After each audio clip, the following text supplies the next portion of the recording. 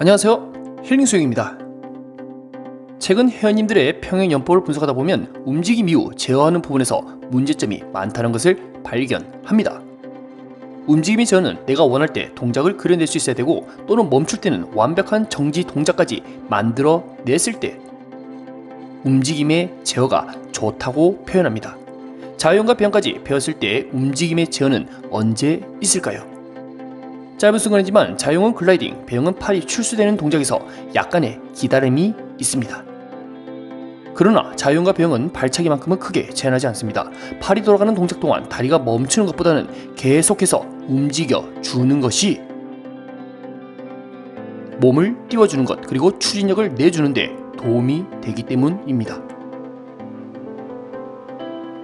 그러나 평형은 조금 예외입니다. 평형은 몸통의 저항이 큰 영법이기 때문에 평형킥 이후 다리가 쭉 뻗은 상태에서 기다려주는 것이 국룰입니다. 그런데 평형킥을 열심히 연습해주고 팔 동작까지 해주는 순간 다리에 접신이라도 들렸듯이 내 다리는 가만히 있지를 못해 자유형킥이나 안 배운 접영킥이 저절로 나오는 사태가 벌어집니다. 도대체 왜 이런 현상이 벌어질까요? 우리의 평형은 과연 꿈만 꿔야 할까요? 자, 1번 현님 평형 분석해보겠습니다. 자, 4일 만에 자유형 완주한 소년, 과연 평형에서 무너지다, 이런 헤드라인 뽑아봤습니다. 일주일 안에 자유형을 끝낸 1번 현님, 이 평형을 할 때 과연 어떤 마무리가 아쉬울까요? 힘도 좋고 글라이딩도 좋아. 그러나 이 평형킥 이후 왼발의 움직임에 주목! 조금씩 차는 모습이죠. 자, 1번 현님의 왼발을 보면 유독 가만히 있지를 못하고 두 번 셀이 연달아 때리고 있는 모습이 자꾸 발견됩니다. 힘있게 상체를 물 밖으로 잘 뽑아내도 이렇게 움직임 제어에 문제가 생긴다면 좋은 평형이라 볼 수가 없습니다. 1번 현님은 킥판 잡고 평형킥만 차도 이런 비슷한 사태가 나오는데요. 평형킥 이후 내 다리를 묶어버리겠다는 마인드가 필요한 시점입니다. 마치 일정한 규칙이라도 있듯이 킥 이후 왼발 더블킥 두 방을 하고 다시 평형킥을 하는 모습입니다. 자, 이거 제어해야 돼요. 자, 1번 현님의 친구 2번 현님 출발합니다. 저는 1번 현님과 2번 현님 두 분이 모여 심원 이야기를 했길래 이 평형에 대한 아주 열정이 대단하구나 하고 생각을 했었는데, 이 자세히 들어봤더니 게임 이야기밖에 안 하더라고요. 아, 2번 현님 이 평형킥을 찰 때 다리 벌림이 좀 과한 것 같습니다. 가장 처음 발차기를 시도할 때는 저렇게 하면서 물의 감각을 길러내는 것은 나쁘지는 않은데, 점점 평형킥이 익숙해지면 무릎 공간을 지금보다 적게 벌려 간결하게 차주는 것을 권유드립니다. 2번 현님은 아주 크게 평형킥을 차는 것 외에는 물 밖에서는 큰 문제점이 노출은 안 됩니다. 자, 물속 영상으로 확인해 보겠습니다. 아, 이 물속에서 보니 글라이딩 할 때 손의 위치가 높습니다. 머리는 잘 숙여 나름 유선형 자세를 만들어 주려고 하고 있지만 팔과 손의 위치를 귀 가까이 붙여 직선 형태를 만들어 줘야 돼요. 그리고 2번 현님도 친구 따라 강남 가다는 말이 있듯이 지금 평형킥 이후에 우째 왼발을 자꾸 건드리고 있습니다.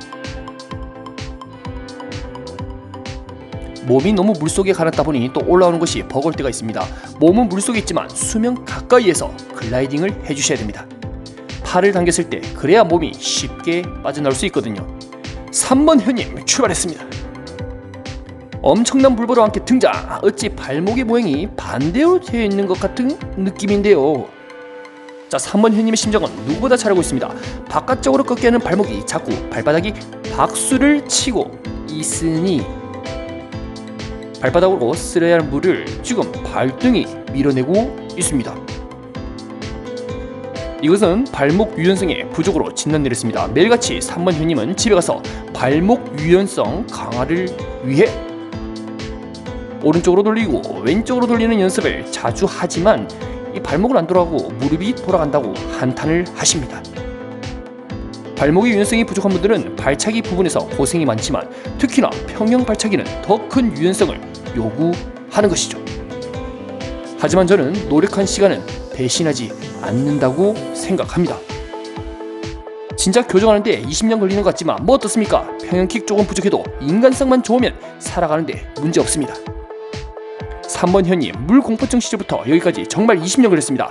과거 수영을 포기하고 여기까지 오는데 걸린 시간이죠. 발목의 움직임 제어는 매일 집에 가서 연습을 하시고 다시 수영장에 오면 발목 꺾는 연습을 꾸준하게 하시면 됩니다. 지금은 발바닥이 박수를 치고 있지만 어느 순간 주변 사람들이 평형을 잘한다고 박수를 보내는 날이 꼭 올 겁니다. 4번 현님 출발했습니다. 4번 현님은 잘 가다가 한 번씩 허공에다가 물을 뿌리는 스타일입니다. 저 물 보라로 뒤에 따라오는 사람들 저 세상으로 많이 보냈습니다. 자, 4번 현님의 팔 물을 당기는 동작을 보면 이 중간에 잡다가 그냥 보내는 모습인데요.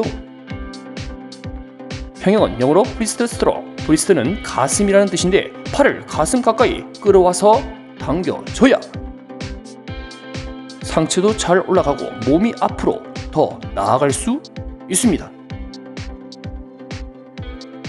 수영 선수의 팔이 모아주는 위치가 가슴 가까이 온 것을 확인할 수 있습니다. 스스로 팔의 위치를 배꼽, 가슴, 목 위치에 놓여다 보면 가장 이상적인 위치는 가슴으로 결론이 나옵니다. 이처럼 물을 제대로 잡기 위해서는 손이 몸 가까이 접근한 뒤에 긴 글라이딩 가야 합니다. 4번 현님이 약하게 당기는 것처럼 보이지만 그럼에도 몸이 잘 나가는 이유는 과연 무엇일까요? 바로 타고난 부력체질. 4번 현님이 한 번씩 수면 밖에다 물을 뿌리는 것도 몸이 너무 잘 뜨기 때문에 다리가 올라오는 것입니다. 부력체질은 장단점이 뚜렷합니다.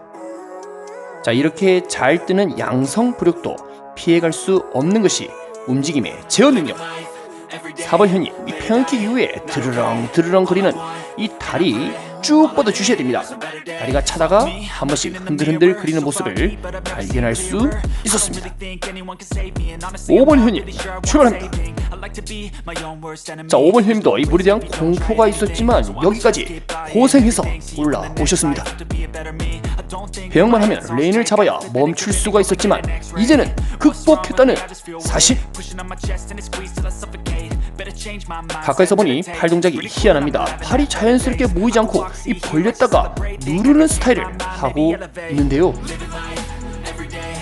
왜 이렇게 하는지 물어보니 물이 무서워서 숨을 쉬기 위해 어쩔 수 없이 누르는 동작만 하고 있다고 합니다. 물속 팔의 동작을 보면 하트 모양을 만들어 반으로 쪼개는 이런 동작이 만들어져야 됩니다. 이렇게 중간에 끊기지 않고 연속된 하나의 움직임이 자연스럽게 나와 주셔야 되죠. 그리고 5번 현님 발목이 지금 바깥쪽으로 꺾여야 되는데 정면으로 누르다 보니 이 마치 벌어진 저병킥을 보는 듯 합니다. 저병킥도 모아주는 게 좋겠죠. 자, 어서 안정된 평형킥은 물론 물을 한 번에 당길 수 있는 자연스러운 평형 팔 동작이 필요한 시점입니다. 물속 동작 확인해 보겠습니다. 실제 물속에서 봐도 팔이 벌렸다가 급작스럽게 아래로 누르는 모습을 발견할 수 있습니다. 5번 현님 입장에서는 이렇게라도 하지 않으면 머리가 물 밖으로 나올 수 없다고 판단했기 때문에 누르는 스타일을 고수한 것 같습니다. 가장 중요한 시점은 평형킥. 현재 평형킥만 2달 넘어가는 시점이지만 아직 좌절과 포기할 수는 없습니다. 좌절은 앉아서 절할 때, 포기는 배추 셀 때만 쓰는 말이기 때문입니다.